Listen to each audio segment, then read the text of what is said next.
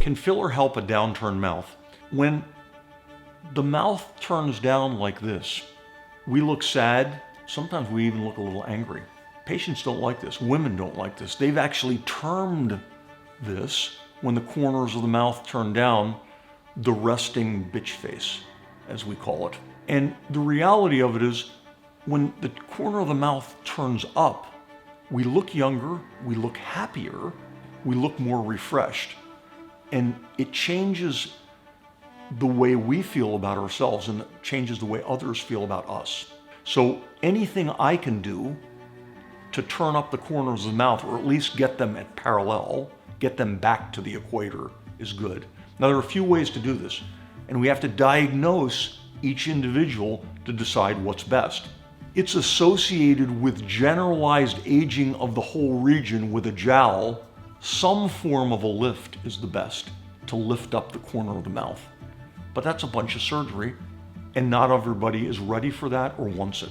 We can use a procedure called a corner of the lip lift, corner of the mouth lift, where we make an incision near the corner of the mouth, take out a little tissue, and close it to lift the corner up.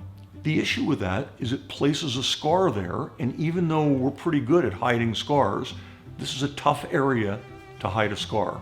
So that's the negative with the corner of the mouth lift, or the corner of the mouth lip lift. How does filler lift the corners of my mouth? The other way is to put filler here.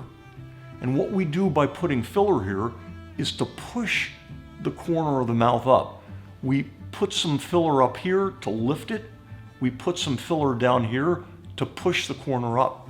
If the muscles that depress the corner of the mouth are stronger than the elevator muscles, we may even put a little botulinum toxin to weaken the depressor muscles so that the elevators can work unopposed.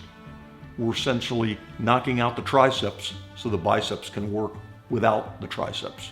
So for me, the non-invasive ways to do this are to use filler and a little bit of botulinum toxin in concert to elevate the corner of the mouth. And it works very well, especially when that problem is very isolated. There's not a lot of sagging. If there's a little bit of sagging, I might want to do a corner of the lip lift, but I have to tell my patient about the scars, and we have to look at them that they're good scars. And lastly, we may need to do a lift in the whole area to lift the corner of the mouth up. And what is good for you is dependent on what you come to me with and what you're ready for. And I sort of do an analysis of that by examining you, talking to you, and getting to know what you're ready for. Do you have questions about your resting bitch face? I can help you. I can decide what's the best thing for you. It may be minimal. It may be a minimally invasive in the office thing. Come to see me, get diagnosed, or email me with some pictures, and I'd be glad to talk to you and give you the best prescription. I look forward to seeing you. Thanks.